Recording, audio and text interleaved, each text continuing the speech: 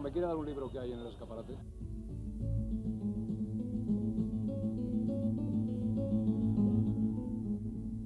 A nosotros nos parece a mí que nos van a caer los exámenes finales uno cada 3 días. O sea que... ¿Uno cada 3 días?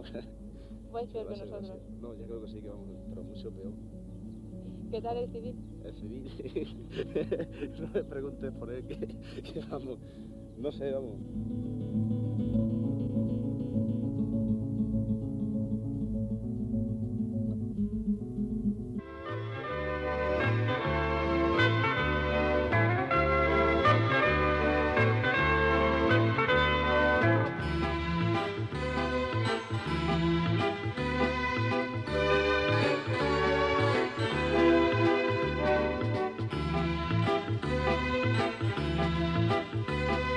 En principio, podríamos intentar situar, hacer una panorámica breve de la situación del escritor español actual en la sociedad española actual.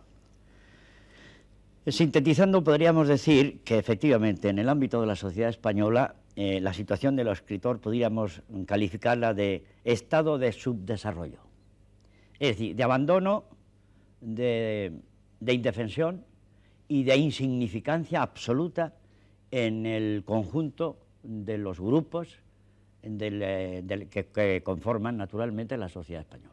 Estamos marginados.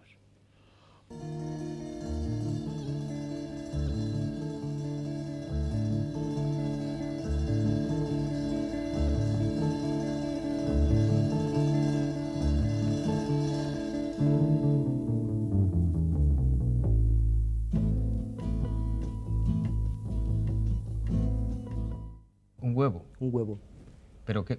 Un huevo de freír, pero no se puede freír, que es ¿Que lo lo que va se a hace freír? claro. ¿Lo va a freír el sereno? Sí, hombre, claro, desayuna todas las mañanas. Entonces tiene su rutina de sus huevos fritos y tal cuando llega a casa. Entonces salta, digamos, el elemento trágico. ¿Por qué es trágico? ¿Cuál es el elemento trágico? Es que el huevo no se rompe. No se rompe. No se rompe en la esquina de la sartén, no se rompe en la esquina de la cocina, no se rompe en ninguna esquina, ni en la de la mesa, nada. Aparecen más elementos trágicos, quizás sea una ayuda para el lector, no es bueno esto descubrir los trucos, pero vamos, da igual.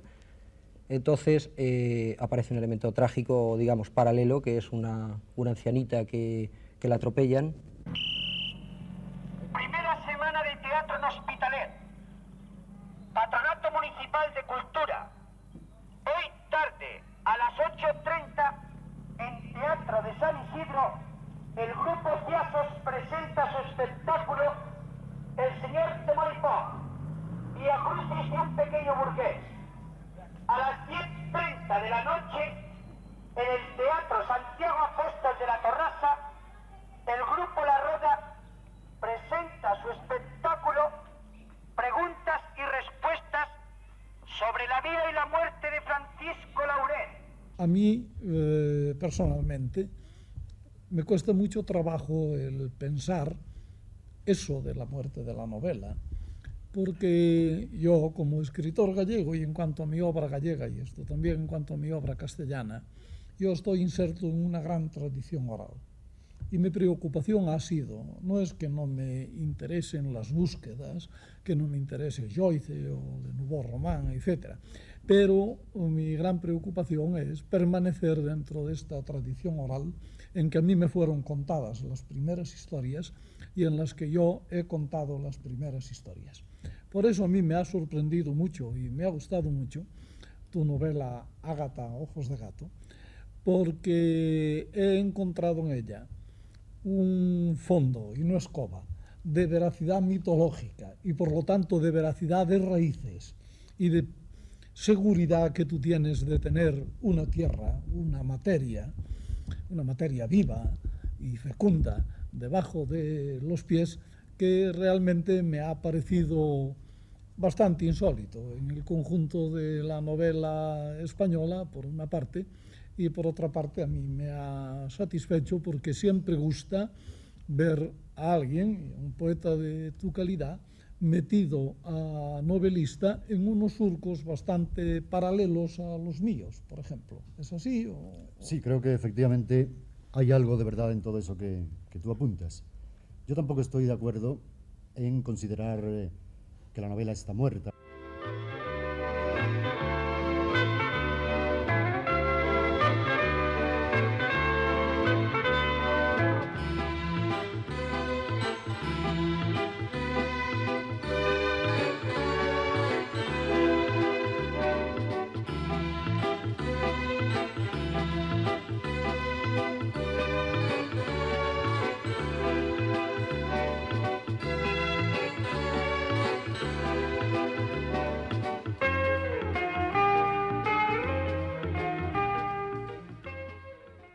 Sí, señores.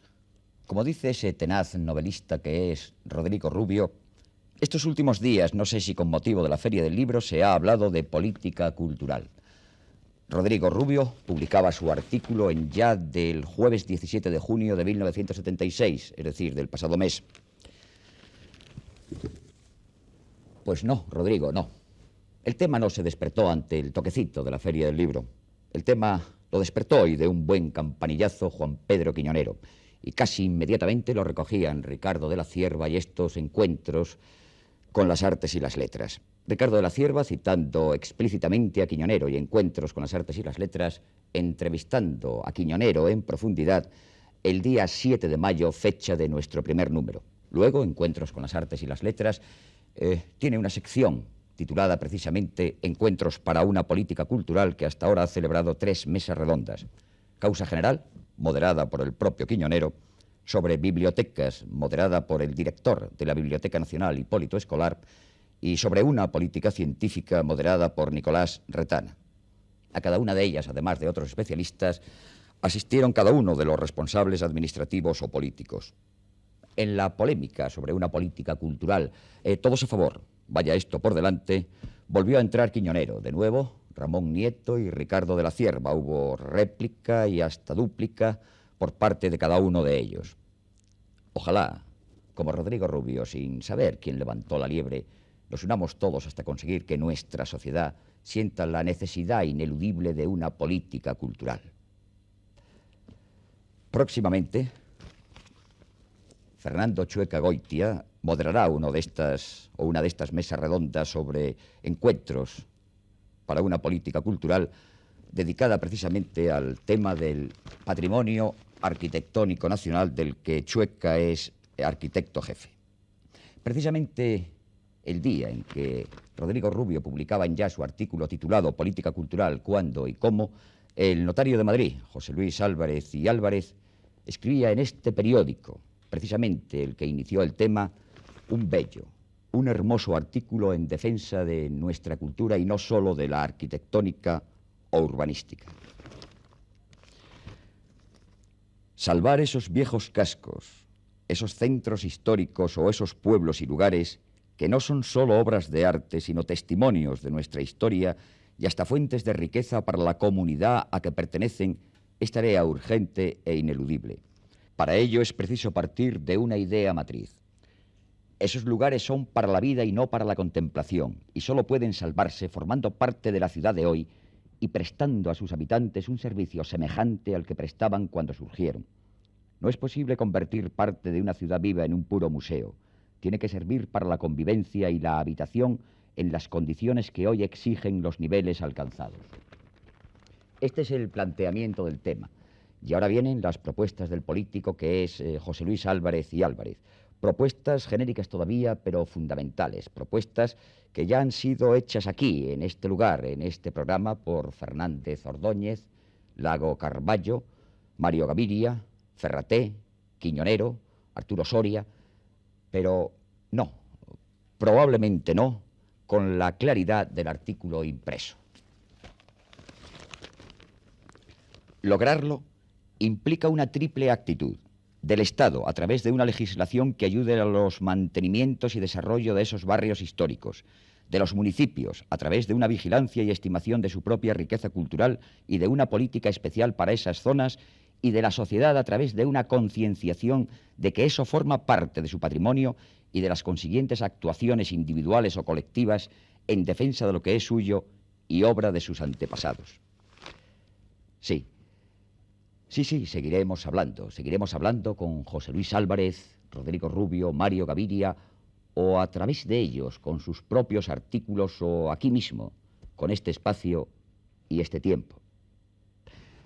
También es política, no sé si cultural o mera defensa profesional, lo que intenta Ángel María de Lera con la Asociación de Escritores. Daniel Sueiro, cuando vean ustedes el correspondiente rótulo en sus pantallas, hablará con él. Daniel es uno de los implicados en el hacer.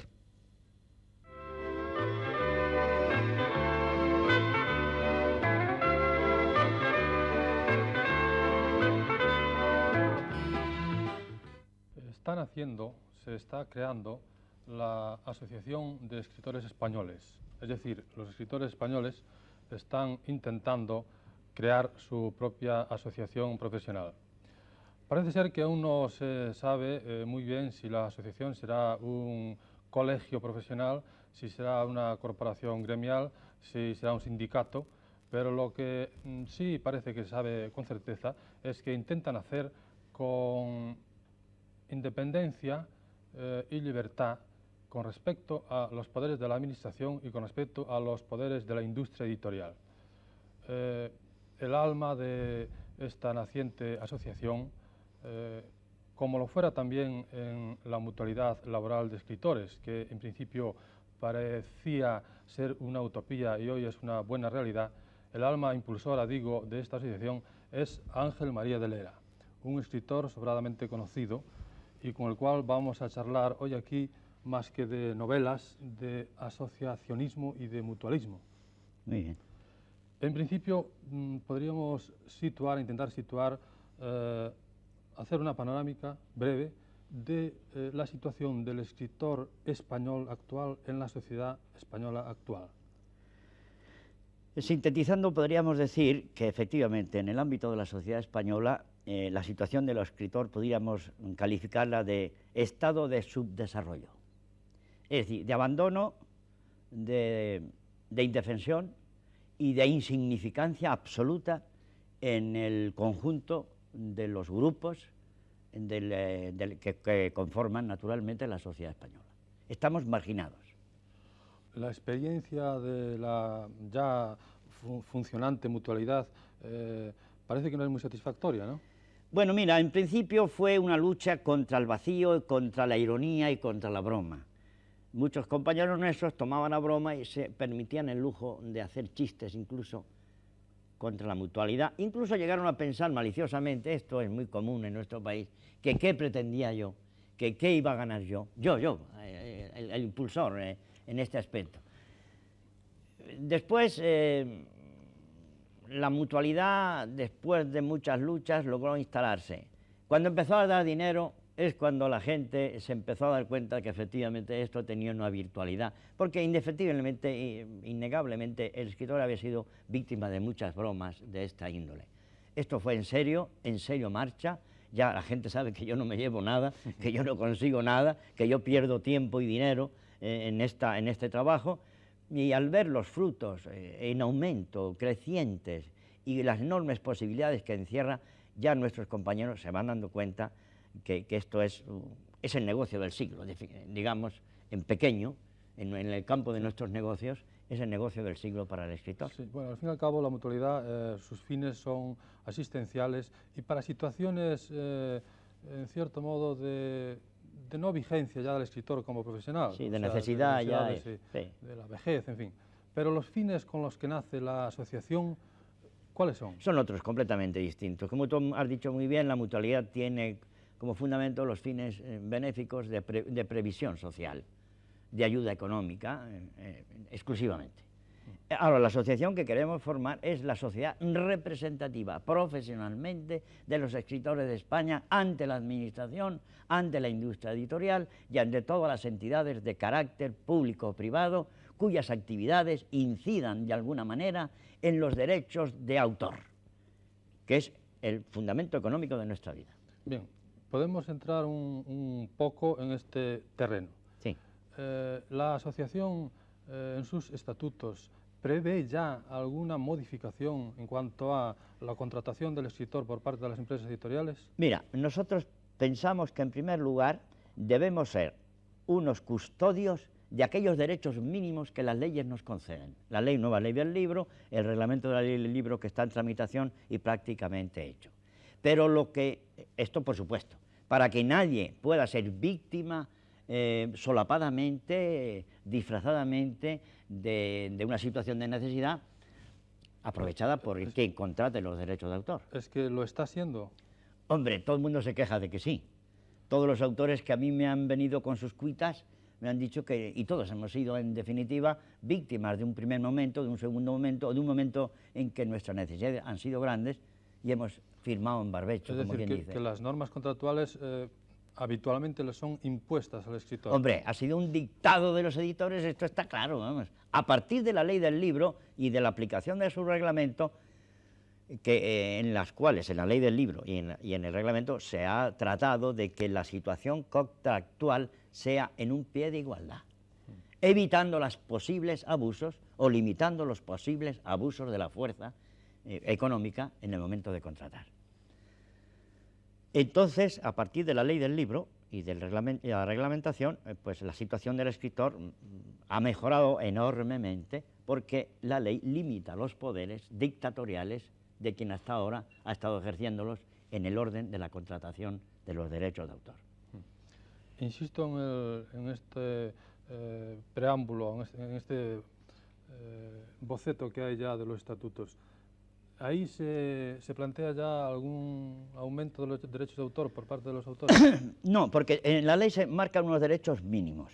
Ahora bien, creo que uno de los fines más importantes de nuestra asociación es exigir la representación de los autores en todos aquellos centros directivos oficiales del país en los cuales se discute y de alguna manera se manipula con los derechos de autor. Ejemplo, en el INLE, el Instituto Nacional del Libro Español, que es el que proyecta la política editorial y es, en definitiva, el representante del libro español. Allí debemos estar nosotros en paridad de igualdad con los editores, con los libreros y con todos aquellos organismos o gremios integrados en el Instituto Nacional del Libro Español. Pienso que debiéramos también estar representados en todos aquellos centros oficiales en los cuales, naturalmente, se trata de bienes culturales y que afectan, por consiguiente, a los derechos de autor, como es, por ejemplo, el Centro Decisivo en televisión, en Radio Nacional, en el Ministerio de Asuntos Exteriores, cuando se trata de tratados internacionales de intercambio cultural, en el cual entramos nosotros, nuestros intereses, los libros, que es hasta ahora, y creo que será siempre, el máximo instrumento de difusión cultural.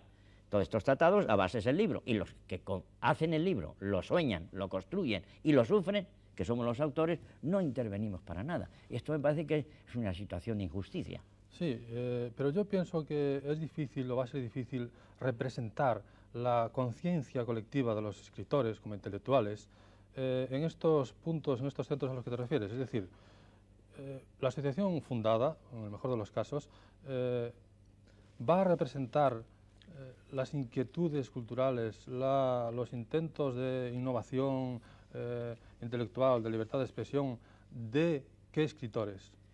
Naturalmente, todo escritor, pienso yo que por naturaleza, por razón biológica de su propia actividad, debe tender a defender la libertad de expresión. Vamos, sí. Yo no concibo un escritor que defienda lo contrario. Lo que pasa es que yo pienso que los escritores, digamos, más creativos, y que muchas veces son los más insolidarios, los que trabajan más aisladamente, pues pueden estar a la larga alejados de la gestión de la asociación, y la gestión de la asociación caer en manos, digamos, pues de la burocracia. De ejecutivos, quiero decir. Ejecutivos. Bueno, esto ya será lo que digan los escritores.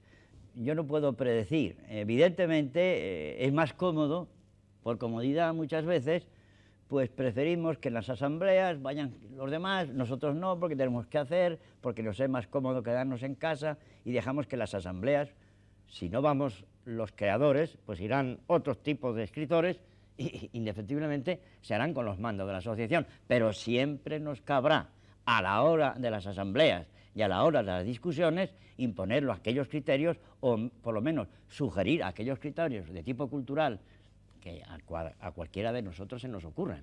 Esto tendrán que... Siempre será una caja de resonancia. Mira, aunque el instrumento no sea perfecto, siempre será mejor tener un instrumento imperfecto que no tener ninguno. Yo eso es lo que yo pienso. Bueno, la afiliación a esta sociedad, por supuesto, será voluntaria. Por supuesto.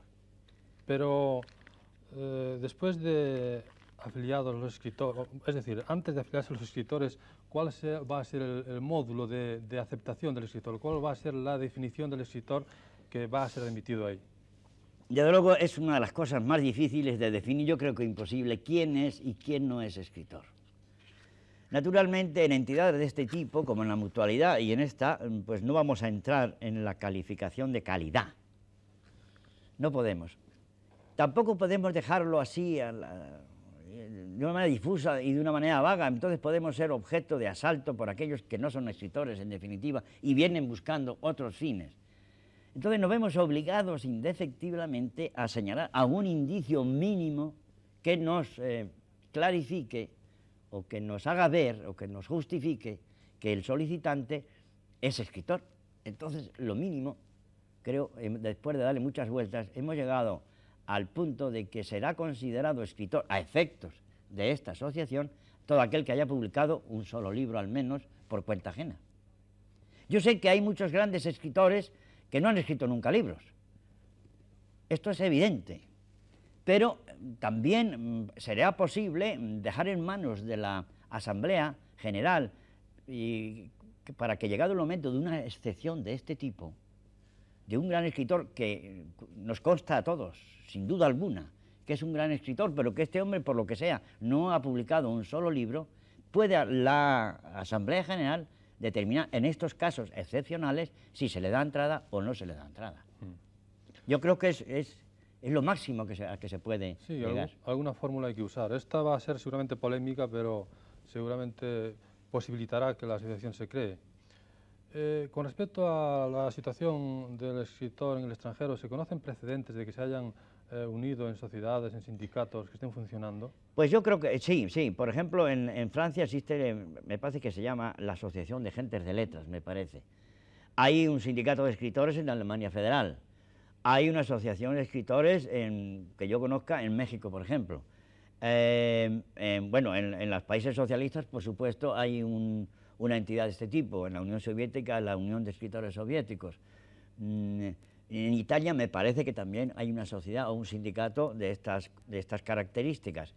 En general, me parece que está en marcha en casi todos los países, si no funcionando en vías de realización, sociedades de este tipo. Sí. Porque la sociedad moderna es que nos obliga a ello, es que no podemos vivir a nuestro aire y por nuestra cuenta en una jungla en que todo el mundo trata de llevarse el gato al agua, hablando claro, de llevarse, de asaltar metas en grupo.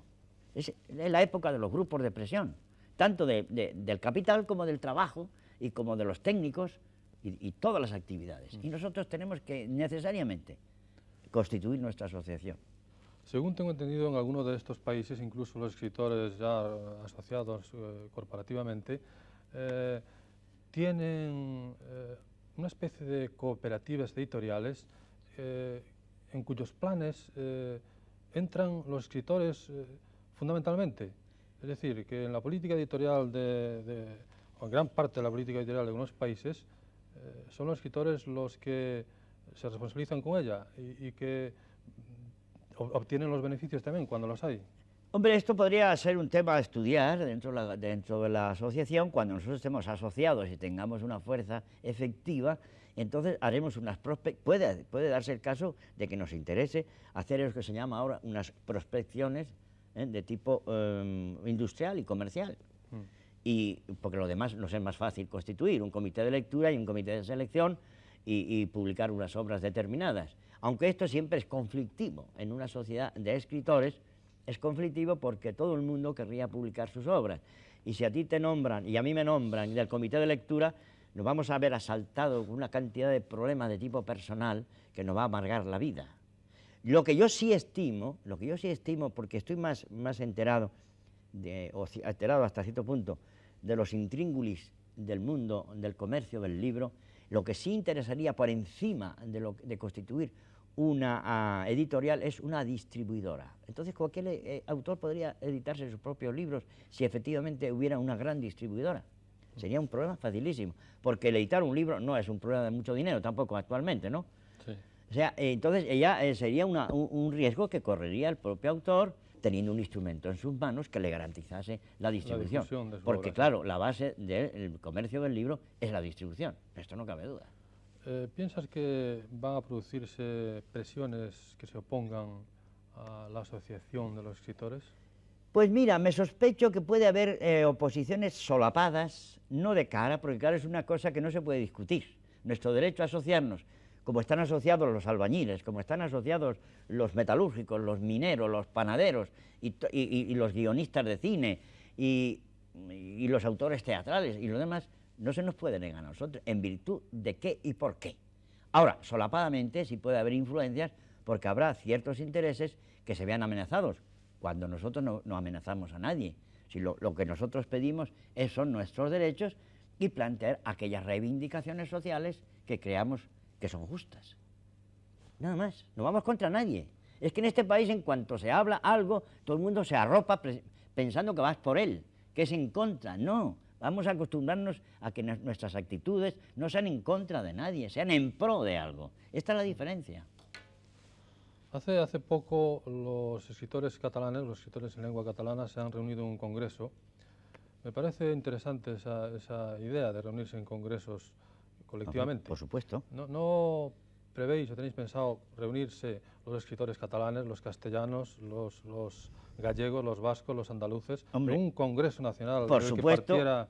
Por supuesto, una de las cosas que haremos, una vez que estemos en marcha, será provocar, organizar un Congreso Nacional de Escritores. Esto es obvio, ¿no?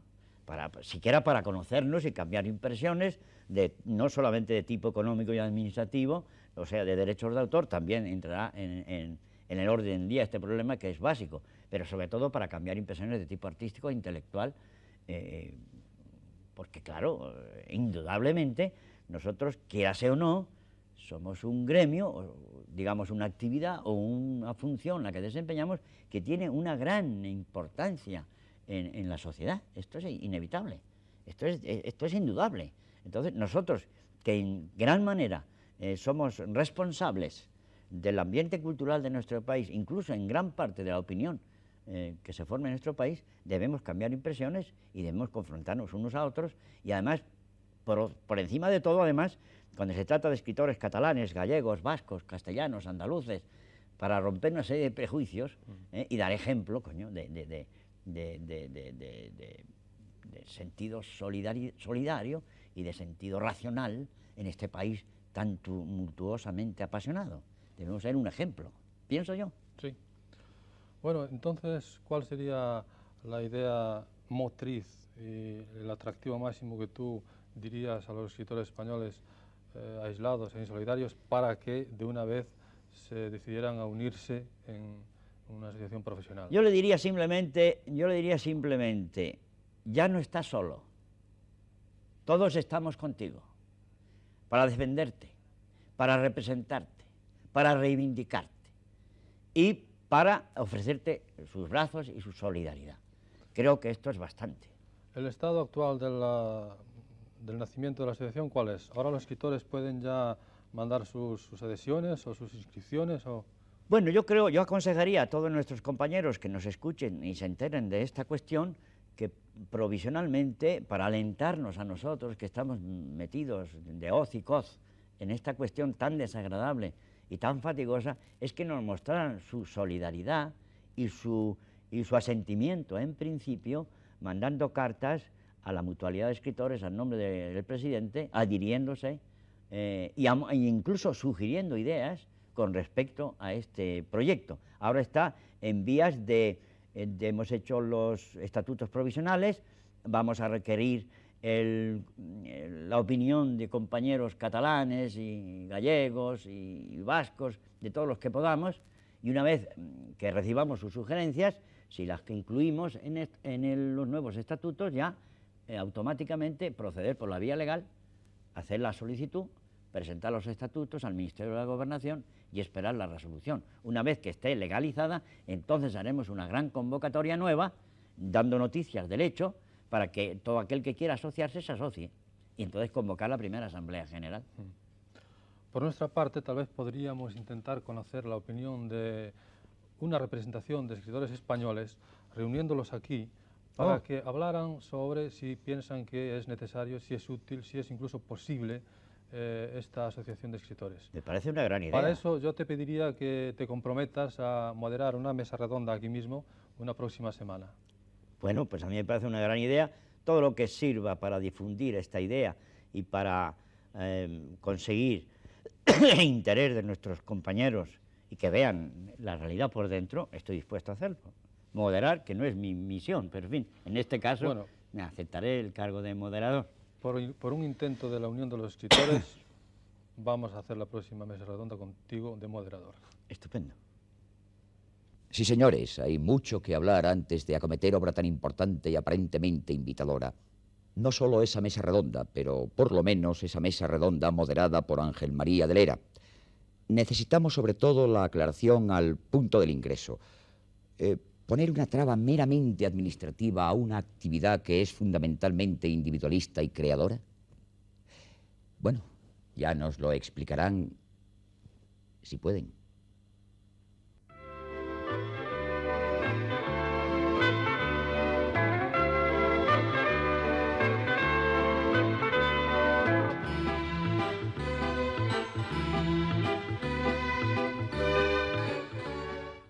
El cuerpo humano es punto de origen y presencia constante en la obra de Joan Gardi Artigas. Esta referencia orgánica no se queda en la mera epidermis, sino que profundiza más y llega al diente, a la articulación, al hueso. Y estas piezas anatómicas se hacen esculturas. Otro punto del cuadrante de Joan Gardi Artigas es el dominio de la cerámica, haciendo que el barro tome unas texturas nuevas, capaz de parangonarse con otros materiales reconocidos. Y finalmente es ineludible hablar de los grabados japoneses al ver los dibujos de Gardi, con vagas connotaciones eróticas y apocalípticas.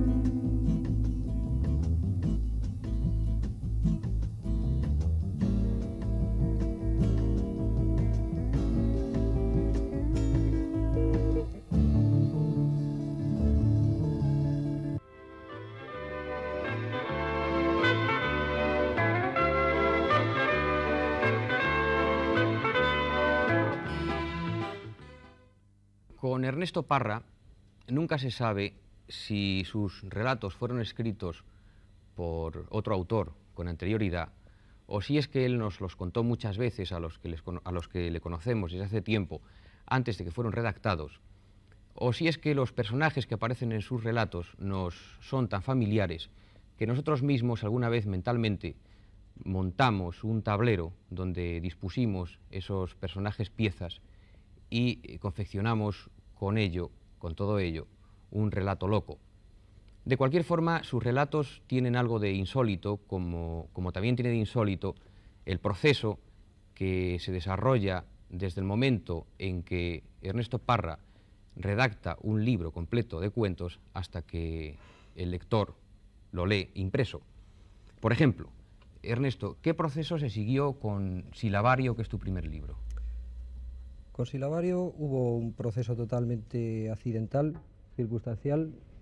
Hubo un ofrecimiento por parte de un mecenas. ¿Un mecenas? Un mecenas, sí. Cada vez quedan menos, pero lo veo muy mal. Tenía que haber abundancia. Entonces, hubo un ofrecimiento y pensé que era válido el publicar el libro, aunque saliese sin ningún pie editorial, aunque no fuese más que por cerrar el ciclo de una cosa que había empezado, ¿no? Pero hasta que llegó ese libro a manos del lector, ya impreso el Bueno, libro. hasta que llegó a manos del lector, pues tuvo 2 o 3 pasos. El primero fue recoger los ejemplares. ¿Impresos? Sí, claro, la parte trasera del coche. Quiero decir, los ejemplares no impresos en la parte trasera del coche, sino los ejemplares ya empaquetados. Entonces, me llevé los ejemplares y previamente me relacioné con algunos libreros que conocía, que le podrían dar algún tipo de promoción al libro, y lo empecé a distribuir. La edición se agotó y yo también, claro, porque ha sido una labor, pues, imaginas. Agotadora. Más o menos. Hay un autor, me parece que es peruano, que se llama Harry Belaban, que publicó un libro de cuentos prologado por Mario Vargas Llosa, y en ese prólogo Vargas decía que Belaban era un autor plagiario. Lo decía con un cierto tono incluso halagador, porque Belaban podía escribir un cuento de Borges, o de Kafka, o de Cortázar, de una forma absolutamente magistral. En este sentido, me parece que también tus relatos tienen algo de homenaje a la literatura. Me parece, no sé si estoy en lo cierto. Sí, primero primero tu opinión es perfectamente válida porque, aunque sea como crítico, como lector, pues me parece muy bien que lo relaciones con lo que quieras. Por otra parte, siempre hay parecidos, puede haber analogías, puede haber plagios incluso a un nivel subliminal, inconsciente.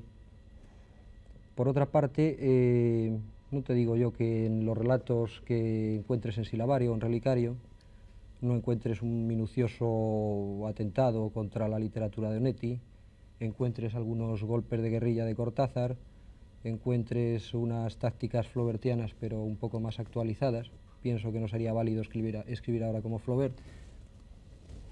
No lo sé, pienso que el escritor es muy libre, como cualquier otro tipo de artista, de creador, de montar sus propios paraísos, hacer el homenaje y destruirlos después.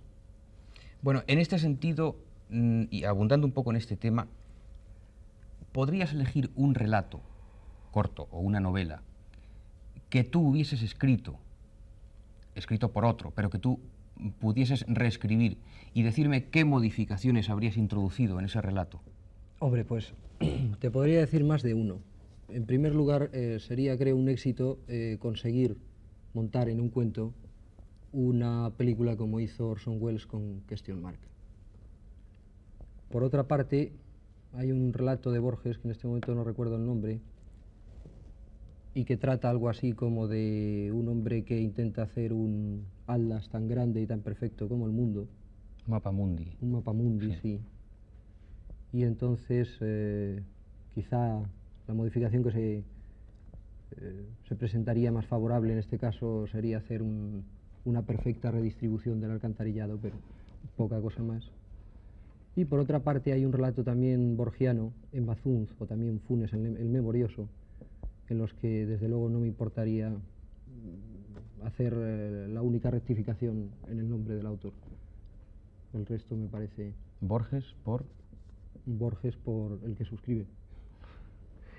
Bueno, Ernesto, ¿podría ser el humor, incluso la parodia, una de las características esenciales de tus relatos?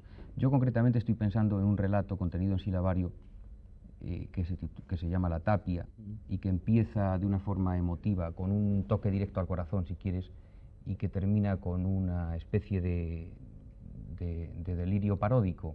¿Puedes contarnos el cuento? Sí, es que primero yo te diría que pienso que el humor no es ningún tipo de virtuosismo, o sea, pienso que es una percepción. Entonces esa percepción se trasluce en un tipo de escritura o de literatura determinada, ¿no? En La Tapia es un caso concreto el que ha sacado.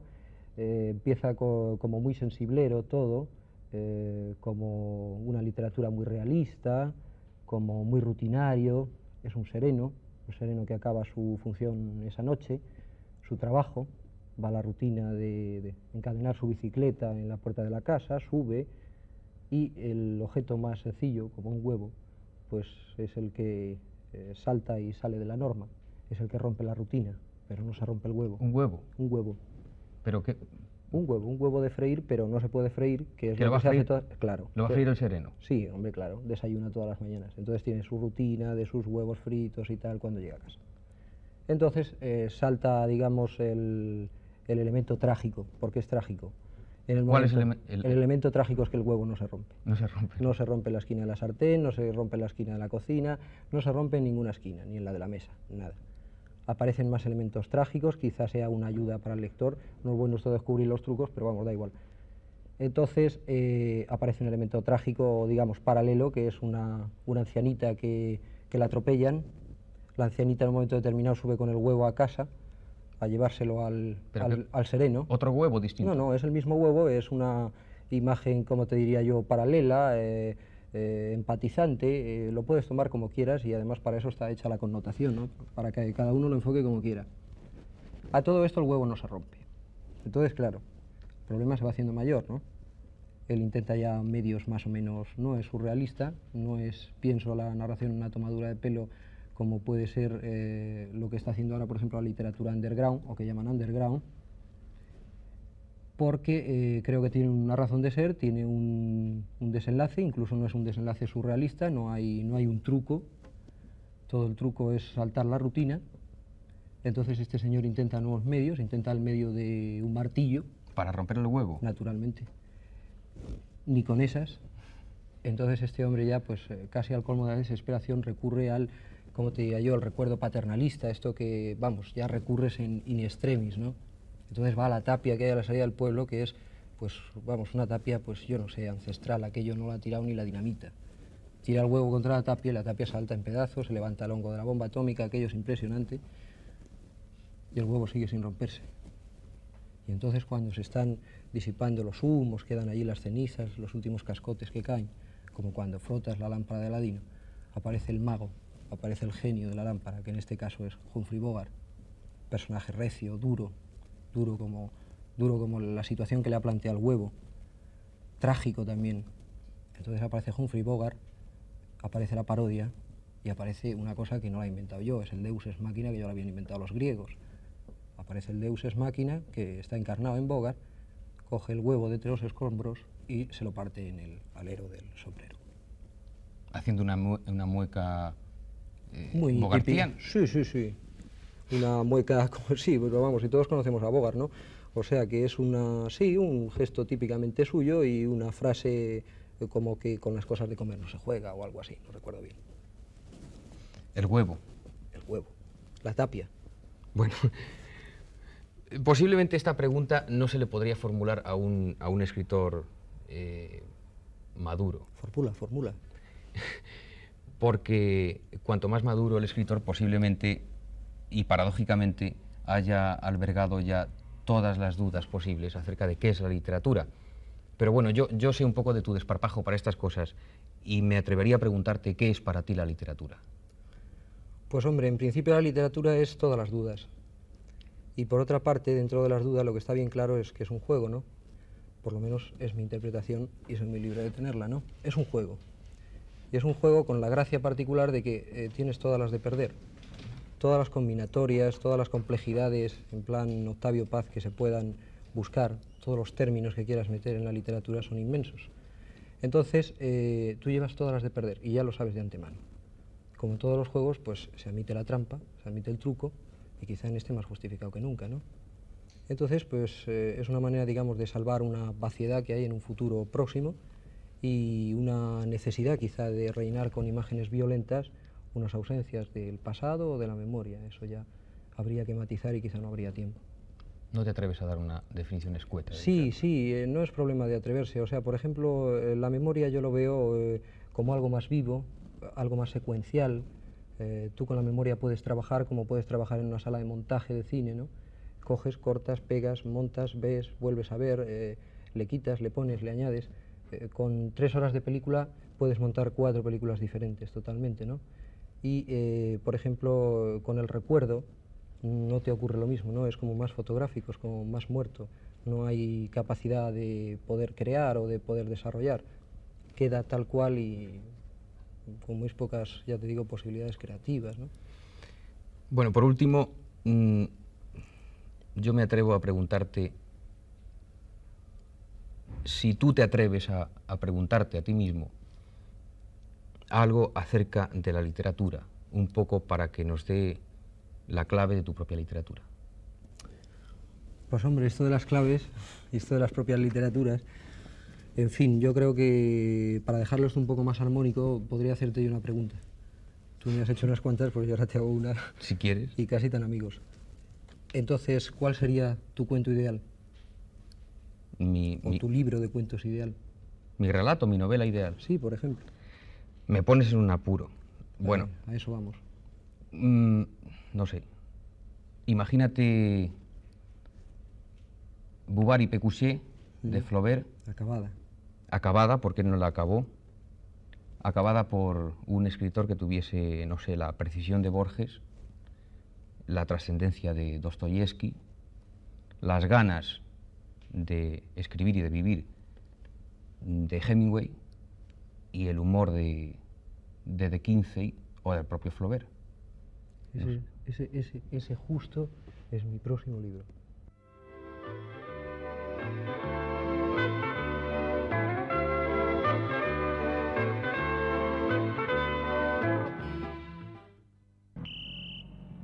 Primera semana de teatro en Hospitalet. Patronato Municipal de Cultura.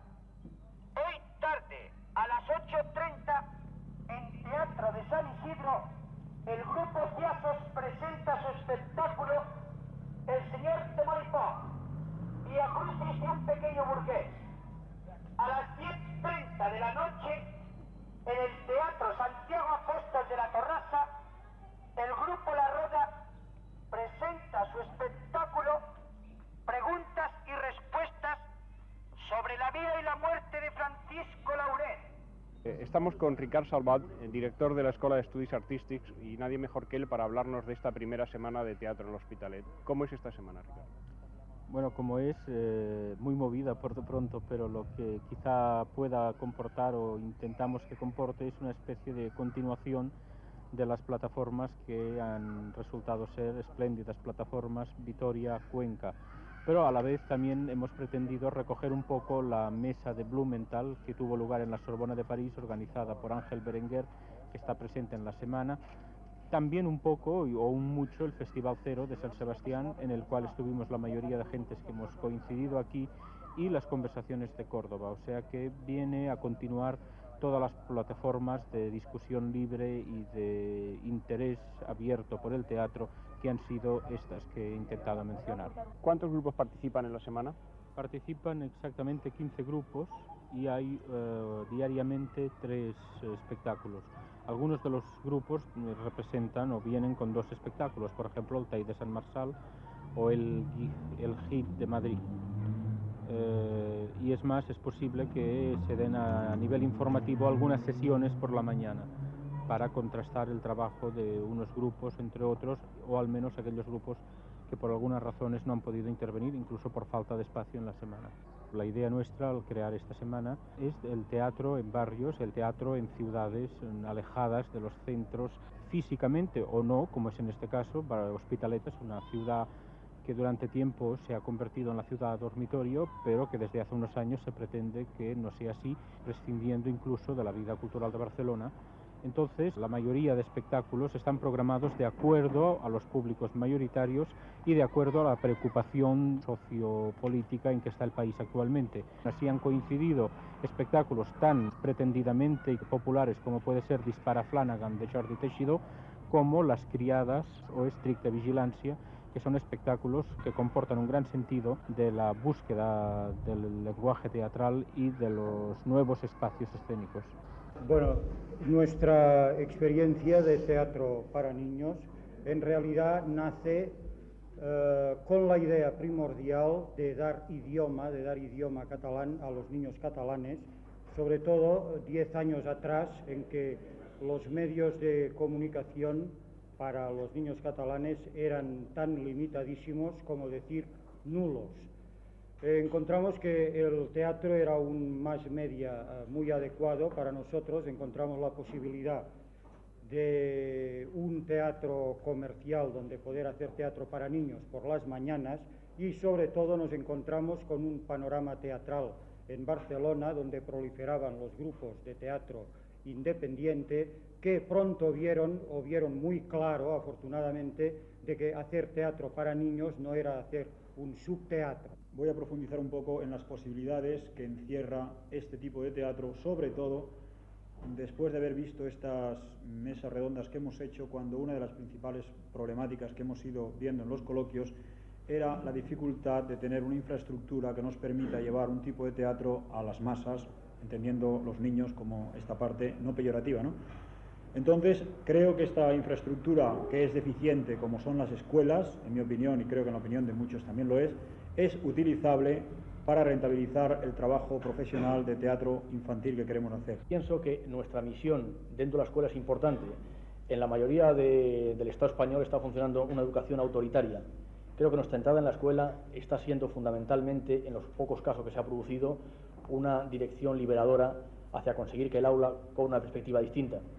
Nosotros tenemos una experiencia muy interesante en Madrid, donde con Ditirambo nos planteamos trabajar durante un año completo en una escuela nacional. Es decir, por primera vez ese aula que se apartaban los bancos y donde un agente de teatro intentaba con unos chavales trabajar, cobraba una perspectiva distinta. El primer día que íbamos muy limitados pensando cómo íbamos a participar los niños, se rompieron 3 cristales. A partir de ahí ese aula empezó a cobrar un sentido distinto. Era incómodo para los profesores autoritarios nuestra intervención y para los chavales era la posibilidad de una comunicación distinta dentro de la escuela. Por lo tanto, pienso que no deberíamos abandonar nuestro trabajo dentro de esa escuela, a pesar de que existan grupos que trabajen fuera de ella. Entonces pienso que nuestra unión, y está planteado por Ángel, creo que muy acertadamente, es empezar a reunirnos y que no solamente seamos hombres de teatro trabajando para los niños, sino que en esos equipos se considere aunar gente de educación y gente de teatro, y que exijamos nuestro puesto dentro de la educación y que forcemos a que los educadores se aproximen a nosotros. Entre los grupos participantes en la primera semana de Teatro del Hospitalet está el grupo del Teatro Experimental Independiente de San Marçal, y con nosotros está José Cruz, uno de sus componentes. ¿Puedes hablarnos de la trayectoria anterior del grupo? Bien, la trayectoria del grupo es la trayectoria parecida a cualquier grupo independiente. O sea, partimos de un teatro de aficionados, lo que podríamos llamar un teatro de parroquia, y entonces fue evolucionando hacia un teatro tal vez menos comercial, menos de papás y mamás, para llegar a la investigación. Hemos hecho obras de autores, de todo tipo de autores, con preferencia pues empezamos con el catalán Muñoz Pujol, entonces pues seguimos con Sartre, con Camus, y actualmente con Marguerite Yourcenar o Diverti, y actualmente a partir de la escisión del grupo fue cuando se montó Marguerite Yourcenar y estas 2 obras de Genet. Este espectáculo, este doble programa de Genet, Les Criades y Estricta Vigilancia, ¿cómo conciliáis un montaje muy reducido con esta intención de llegar a un gran público? Esta se comprende si se parte de la base que nosotros trabajamos en Gerona. La provincia de Gerona pues reúne a 500.000 habitantes aproximadamente. Nosotros nos interesa que en cada pueblo donde vayamos podamos estar no solo un día, sino varios días, a efectos pues de que la gente pueda disponer de elección y por otra parte llegar a un contacto más directo con cada pueblo donde vamos. Teniendo en cuenta pues que vamos a pueblos de 2.000 habitantes a hacer una obra, aunque sea de 50 espectadores, 4 o 5 días, pues si llenamos ya es un éxito.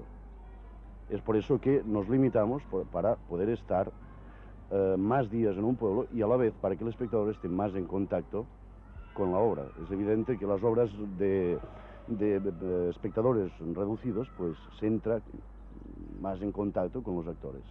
Que aquesta habitació no s'ha d'embrutar. Tot el que surt de la cuina és una porqueria. Ves amb les teves brutícies i deixa'm en pau.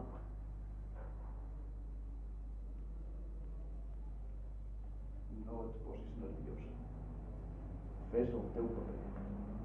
I sobretot no et precipitis. Tenim temps. Fuig. Prepara'n la roba ràpid. No tenim massa temps. M'escolta, Clara? Clara! Perdoni, estava preparant l'antiga de la senyora. Em prepari la roba, el vestit blanc, el bany... Senyora, i les joies? Porti-les totes. Vull escollir. Em posaré també les sabates de ras. Les que mai vostè desitja. Sé molt bé que les desitja des de fa molt i molt de temps. Sé que les compra quan es casin, estic segura. El seu casament. Sabates per al seu casament. Serà ja? No. Serà un matrimoni fet a correcuita. Veritat. Accepti que està embarassada. La vermella. La senyora es posarà la capa vermella. T'he dit la blanca. Em sap greu, però avui la senyora es posarà la capa vermella. Ah, sí? I em vol dir per què? Perquè no puc oblidar el pit de la senyora batagant lentament sobre aquesta capa. I sospirant quan el senyor li parla de mi, de la meva finalitat, de la meva afecció. Es posarà la capa vermella. Encara que ben pensat se l'hauria de posar la negra. Solaris, tu vols parlar? Vols fer sortir records dolorosos? Benet, encara no ha arribat el moment de recordar. Però no importa. Parla. Aprofitaré la teva estupidesa. Ha! Rius. No em creus capaç. La senyora té raó, encara no ha arribat el moment de desenterrar. Desenterrar! Bonica paraula. Què és el que podríem desenterrar? La meva depravació. Digues, contesta. Calla, sé molt bé on vols anar. Sento brotzinar al meu voltant les teves acusacions. Sí, les escolto. I també com m'insultes. Per què m'estàs insultant? Des d'un bon començament. Diu que sembla, però no pots. Arregli'm la cua. Va. El seu lloc. A terra, agenollis i arrosseguis per arreglar-me la cua. Bien, el montaje de las criadas se limita a 29 espectadores. Entonces, pues es una tienda de campaña, podríamos llamarla de color negro, o era de color negro cuando empezamos, y hay unos agujeros por donde los espectadores sacan la cabeza, se colocan una máscara y participan como objetos de la escenografía. Los actores, claro, es muy reducido este espacio, actúan pues a medio metro, un metro en el interior de la tienda de campaña, un metro de estos espectadores. Tienes carne de santo y sangre de buey. Pero eres un Quijote de lo pobre. Un muñeco de lo grande. Te quiero, amor. Eres dulce y comprensivo. Casi no te mereces el suelo que te aguanta vivo. He visto a santos de piedra estremecerse cuando lloras. Y cuentan que tiemblan las paredes con tus sufrimientos. Las paredes de la iglesia. Las paredes del ayuntamiento. ¿Me quieres, amor? Eres un hombre bueno. Eres un hombre justo. Eres un alma grande. También eres un poco tonto. Sí, un poco lelo. No tienes coraje, no tienes recelo. Estoy un poco harto de ti. Todos estamos hartos. Todos hasta el perchero. No sabes más que hacer puchero. Los santos se aburren de estremecerse. Y las paredes se cansan de temblar. Y yo me canso de mirarte, de velarte, de no oírte rechistar. Observen qué pingajo asustado. Observen qué muñeco de feria. ¡Qué espantajo, qué esperpento! Al ser esta semana dedicada a la problemática del teatro de los barrios, que es uno de los circuitos que a nosotros más nos interesa desarrollar, hemos intentado venir aportando un poco, pues no solo las experiencias nuestras, sino también individuales, precisamente en conexión este año con las asociaciones de vecinos, con la futura Federación de Asociaciones de Vecinos de Madrid, y juntos crear una alternativa común a esta política cultural que se está viendo muy próxima ya en el país, y en nuestra medida aportar nuestra alternativa teatral también.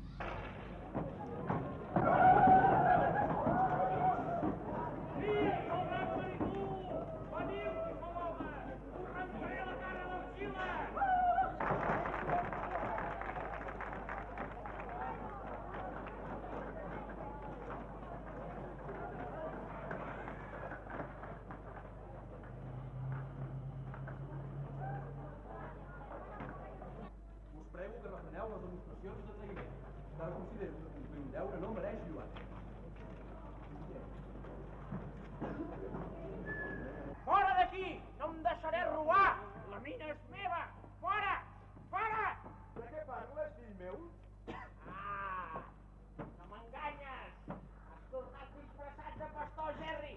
Però no m'enganyes! Ets ben mort! Vaig enterrar-te fa 5 anys amb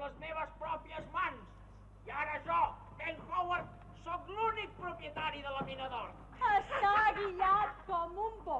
Pater omnipotentis, expulsa et ignum pandemonium internum Filius Deus veni cover. Pode retro.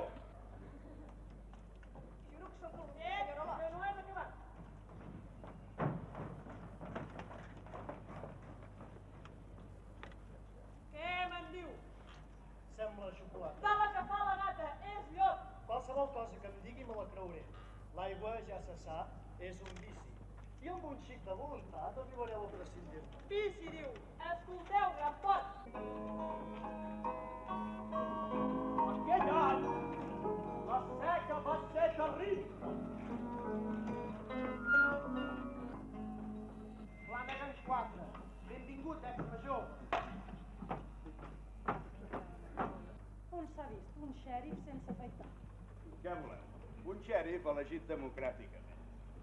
¿Puedes hablarnos del espectáculo que presentas, el espectáculo sobre texto de Salvat Papasseit?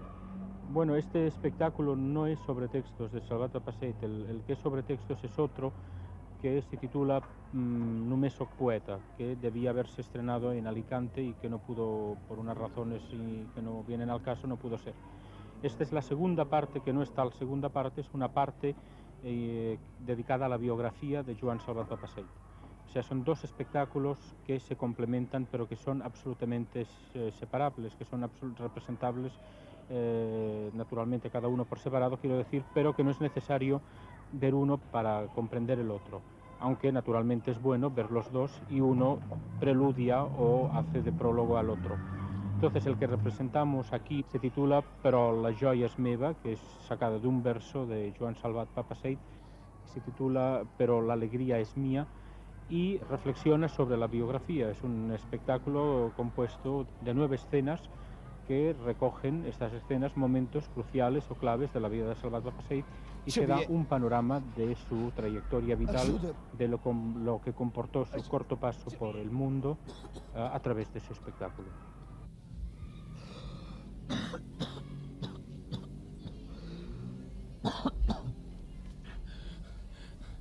No vull morir. No vull morir! No vull morir! Pobre fill meu, ja no hi veu. Vol fer el favor de callar? No se n'adona que ell la sent. Sí que em sap greu. Ai, Déu meu, sí que em sap greu. Ara haurien de sortir totes. Hi ha massa gent.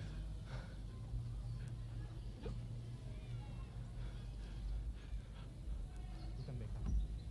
Tu també. Procuri que es calmi, que reposi una mica. Jo em quedo aquí. Per això he vingut. Per això he vingut. Ara ja sóc.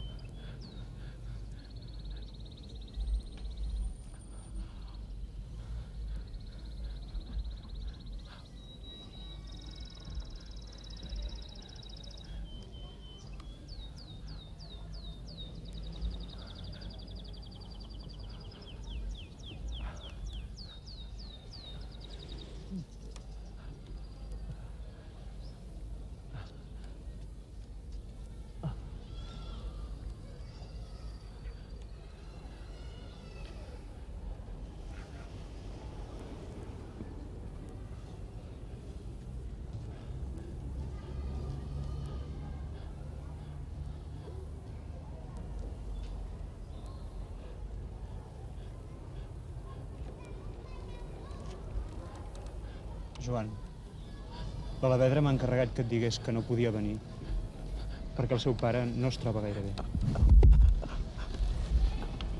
Ajuda la Carme i la nena. No les deixin soles. Núria! Núria! De qui parla? De la Núria, la nena. No!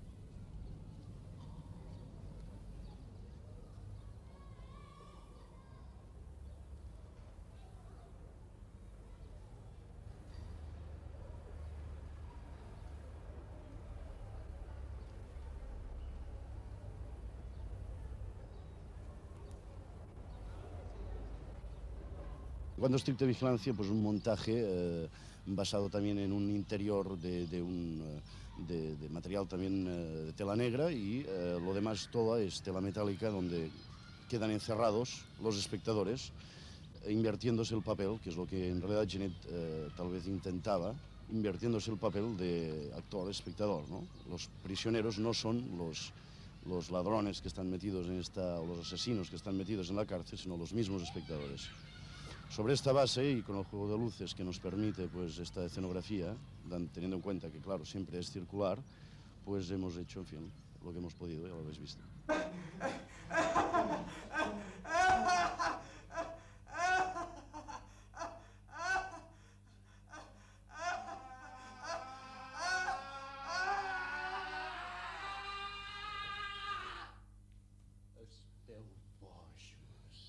Sou un parell de tocats. A veure si fot un cop de puny i us deixo ben mansos estirats de morros a terra. Un segon més i Maurici estira la pota. No et refis de les teves manjos. No juguis als papos. I deixa de parlar del negre. Ha estat ell! Has estat tu. El que ha de fer és callar. Recorda quan el guàrdia va trobar totes les fotos d'assassins en el teu raconet? Les tenies totes, totes. La de Soclay, la de Wilma, la de Baixa, la d'Àngel Sol, i encara me n'oblido, no me la sé de memòria. Però digues, què en feies? Els hi resaves? Els hi deies missa? Ah, que sí, cap a la nit al teu raconet li oferies l'encens. Continua. I que feliç de recitar detalls de la seva desgràcia. Ets un porc! Tu sé que li arrencaves les històries i li feies estirar les paraules suaument. No és veritat, he procurat animar-lo tant com he pogut, ell ho sap. No sóc el que espera que un altre em faci la feina. No espero res i ho espero tot. El que fort que m'ha d'arribar el sabré rebre, ja hi estic fent. Però tu vius a les boires, et dediques a voltar i espies com vivim i ens debatem i ens enveges. La història dels líders fa treure espurnes, confesso. Sempre hem d'estar veient la teva cara fastigosa i inclinada endavant, amb els teus ulls morts resseguint la cel·la. Ja la pairàs bé, ja, la història dels liles, t'engreixaràs i tot. Aquesta història em comença a capficar. És que et dona forces, apuja els llavis. Apuja els llavis, la història de les liles. A la punta dels dits, Maurici. I suspès el qui rep.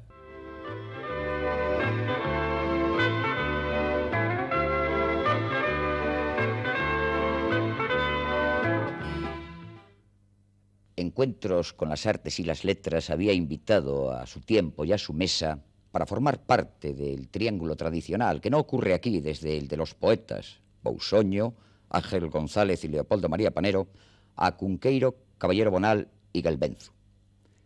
Gelbenzu, por causas que aún hoy, a un mes de distancia, desconocemos, no acudió a la cita concertada. Quedó entonces el triángulo convertido en un biángulo, figura geométrica que desconozco, aunque no dudo de su existencia. Hete aquí que, por mor de una malandanza, nos encontramos con un mano a mano bien satisfactorio, al menos para nosotros y pienso que también para ustedes. Helo aquí, que viene saltando por las montañas, aunque se trate de novela fundamentalmente. Supongo que tú, caballero Bonal, no creerás, como yo no creo, en la muerte de la novela o en la muerte de la literatura, o que tengamos que ponernos ahora mismo a buscar cuál es la entidad de la literatura, en qué consiste la literatura y en qué consiste la novela. A mí, personalmente, me cuesta mucho trabajo el pensar eso de la muerte de la novela, porque yo, como escritor gallego, y en cuanto a mi obra gallega, y esto también en cuanto a mi obra castellana, yo estoy inserto en una gran tradición oral. Y mi preocupación ha sido, no es que no me interesen las búsquedas, que no me interese Joyce o Le Nouveau Roman, etc. Pero mi gran preocupación es permanecer dentro de esta tradición oral en que a mí me fueron contadas las primeras historias y en las que yo he contado las primeras historias. Por eso a mí me ha sorprendido mucho y me ha gustado mucho tu novela Ágata, Ojos de Gato, porque he encontrado en ella un fondo, y no escoba, de veracidad mitológica y por lo tanto de veracidad de raíces y de seguridad que tú tienes de tener una tierra, una materia viva y fecunda debajo de los pies, que realmente me ha parecido bastante insólito en el conjunto de la novela española, por una parte, y por otra parte a mí me ha satisfecho porque siempre gusta ver a alguien, un poeta de tu calidad, metido a novelista en unos surcos bastante paralelos a los míos, por ejemplo. ¿Es así? Sí, creo que efectivamente hay algo de verdad en todo eso que tú apuntas. Yo tampoco estoy de acuerdo en considerar que la novela está muerta o que hay zonas más o menos preocupantes dentro de la evolución de la novela. A mí me parece que en todo desarrollo cíclico de la literatura hay zonas de decadencia, zonas enfermas que se recuperan por la propia dinámica de la historia. En este caso yo no soy naturalmente, yo no me ocupo de la teoría sino de la práctica de la literatura, y cualquier opinión sobre mi propia obra, cualquier opinión teórica, siempre será una aproximación más o menos vaga. En todo caso, yo sí estoy de acuerdo, y me parece muy certero tu comentario sobre esta necesidad de recoger de tu propia tierra una tradición, ya sea oral o ya sea escrita o ya sea clandestina, y intentar a través de la novela modificar esa historia privada del pueblo en una especie de mitología. Yo en Ágata Ojo de Gato intenté precisamente algo que tú conoces muy bien y estás perfectamente enterado a través de toda tu obra, que a mí me parece especialmente ejemplar en este sentido. Es decir, en recoger una tradición histórica del pueblo, una serie de rastreos, de elementos residuales de la cultura popular, y convertirlos en arte a través del cambio mitológico de esas tendencias. Sí, esto es así. Una cuestión que me preocupa. Tu actitud creadora, es decir, tu capacidad de utilización de los más diversos elementos, tanto de los valores estéticos como de los éticos y como del propio asunto. Es decir, tu actitud ante tu creación poética, que ha durado tantos años, es muy diferente de tu posición ante la creación novelística, ante la elaboración del argumento. Sí, en esto, yo que soy un escritor, digamos, de los que éramos niños en la Guerra Civil, todos hemos sufrido una evolución bastante acusada. Es decir, yo cuando escribí mi primera novela, tuve necesidad de no elegir el conducto de la poesía para canalizar una serie de preocupaciones morales. Entonces mi primera novela está contenida en este sentido, es decir, yo me propuse, incluso con perjuicio de ciertos elementos estéticos, fijarme sobre todo en el aspecto moral. No de una manera total, pero sí dándole una primacía considerable. Yo recuerdo que por aquellos años, el 57, 58 debió ser, yo leí el primer libro tuyo que cayó en mis manos, que era Merlín y familia. Entonces, en aquella época, era casi un pecado hablar de estética entre nosotros. Me refiero a la generación del medio siglo. Y tu libro a mí me deslumbró, pero estaba como a trasmano de las tendencias obligadas de nuestra generación. Esto, naturalmente, se superó. Todo el triunfalismo de aquel ciclo de nuestra literatura se saturó por su propio peso y abrió el camino para otras posibilidades creadoras. En este caso, tu obra fue para mí ejemplar, porque considero que esta prosa artística, a través de la cual tú contabas una serie de elementos de la tradición más ilustre de Galicia, y al mismo tiempo inventando una cultura, no me importa que fuera una cultura erudita, sino esa invención cultural que en último término a mí me parece fundamental. Y sobre todo, la imaginación. Nuestra novela pecó de falta de imaginación, y tu imaginación en este sentido fue realmente fascinante. Aquellos años fueron terribles, los años de esa llamada novela social y todo esto, etcétera. Bueno, fueron unos años terribles. Yo de todas formas, desde un punto de vista histórico, sí la justifico. Sí, bueno, ya, eso es aparte. Y además era la única novela con cierto dinamismo que había en aquella época. Sociológicamente, en fin, históricamente, políticamente, de cualquier lado que la tomes está justificada. Ahora, claro, el producto, el resultado literario ha sido en la mayor parte de los casos banal. Sí, Eso sí. sin duda, Sí. sin duda ninguna.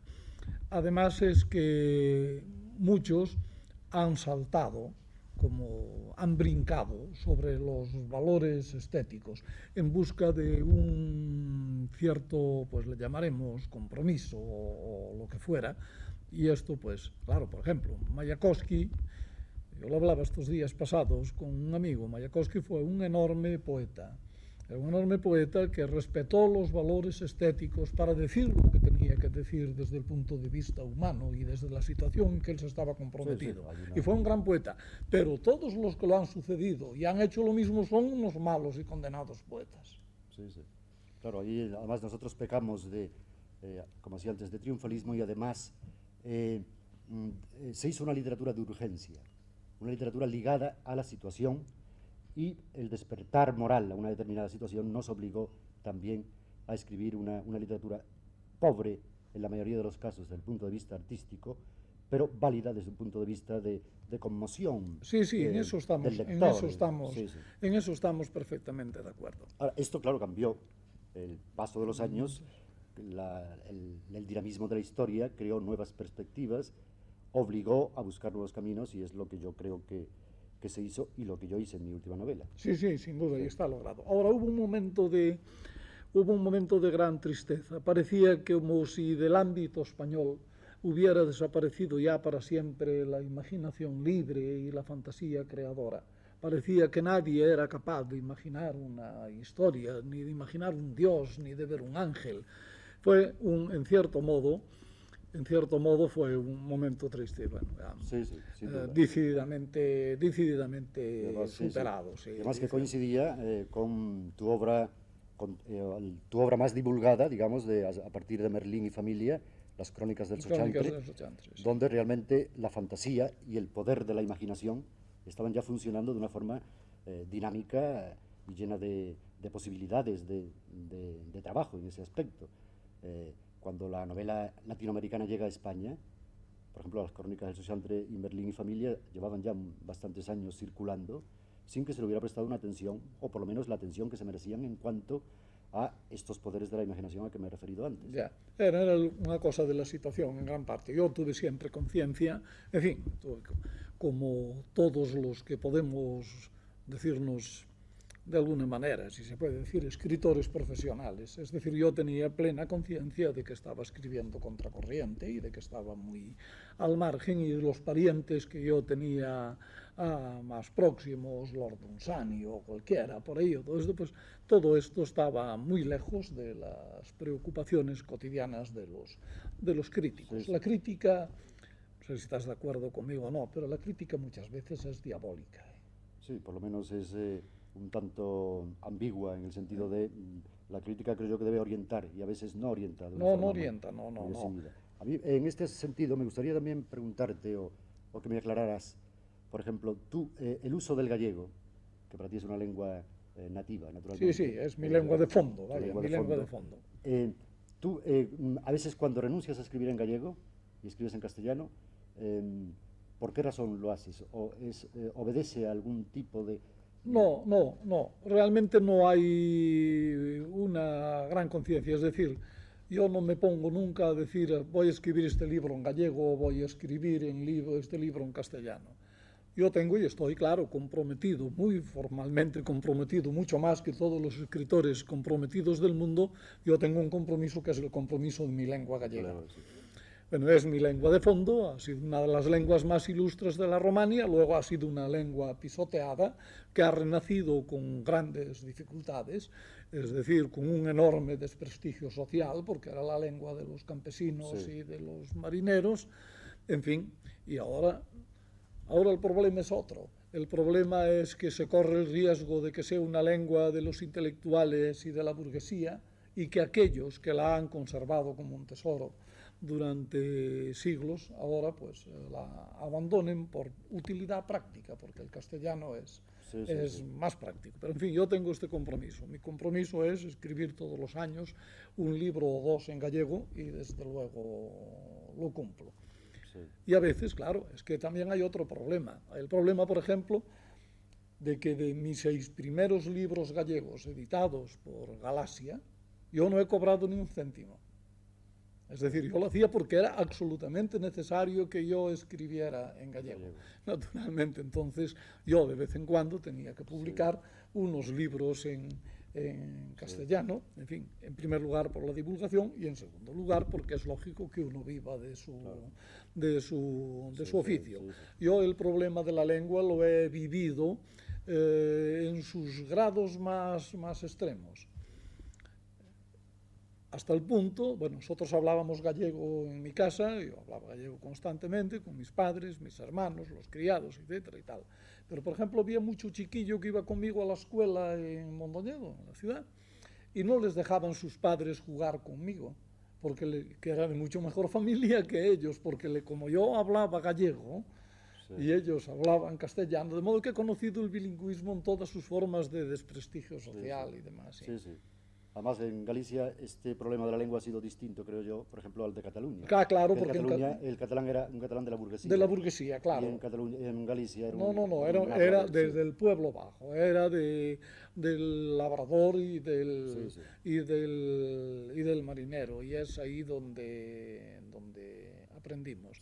Y por otra parte, yo he probado la verdadera emoción de alguna gente, marineros o labradores, que de pronto yo me dirigía a ellos en gallego y les hablaba y sabía los nombres de las piezas del carro, o de su barca, o del adorno, tal, etcétera. La enorme emoción de que un señorito, como ellos decían, pues claro, hablase como ellos, entendiese el mundo como ellos lo entendían y demás. Yo creo además que es interesante comentar también que a mí me parece que en algunos sitios, por ejemplo, en Galicia se escribe un castellano perfecto. Sí, muy bien, se escribe un buen castellano. Yo creo que en ciertas zonas del Estado español que han permanecido subdesarrolladas desde un punto de vista cultural y económico, se ha producido, por el propio aislamiento de la lengua, una especie de dinamismo en la propia lengua a través del habla popular. Por ejemplo, en Andalucía, en el campo andaluz se habla un castellano perfecto, precisamente porque ese subdesarrollo también ha aislado el desarrollo de la lengua y la ha mantenido a través del tiempo en toda su pureza desde el siglo XVII, XVI, vamos. Yo creo que en Galicia, por ejemplo, los ejemplos desde Valle Inclán, Camba, Torrente, cualquiera, Torrente, Cela, incluso, escribe un castellano perfecto, y yo creo que en parte se debe a esa nutritiva forma de recoger el habla popular que ha permanecido incorrupta. Sí, en gran parte es cierto, en gran parte es cierto. Porque llega un momento, por ejemplo, como en Valle, en que la prosa que le emplea, el castellano que emplea, es un poco como su paisaje. Es decir, ya no solo es la lengua, sino que también es el telón de fondo, y a veces su máximo virtuosismo está en esas acotaciones de sus obras, y tal. Es un poco donde él pone más amor y más búsqueda de la palabra que a él le parece más expresiva y demás. Barroca, la invención constante. El gallego es siempre un poco barroco, ¿sabes? Nosotros no tuvimos más que románico, luego un gran silencio, y por fin, en el momento de la llegada del maíz al país y más vacas en las abadías y tal, tiraron las estructuras románicas y levantaron las grandes fachadas barrocas, la de la Catedral de Santiago, la de Sobrado, la de Celanova, la de Oseira, etc. De modo que esto, que está vivo y patente en la arquitectura, está vivo también un poco en la construcción mental. El gallego es un poco barroco por naturaleza. La gran prosa gallega es una prosa barroca. Una prosa barroca, sin duda. Lo que no es barroquismo es periodismo. Sí, eso es verdad.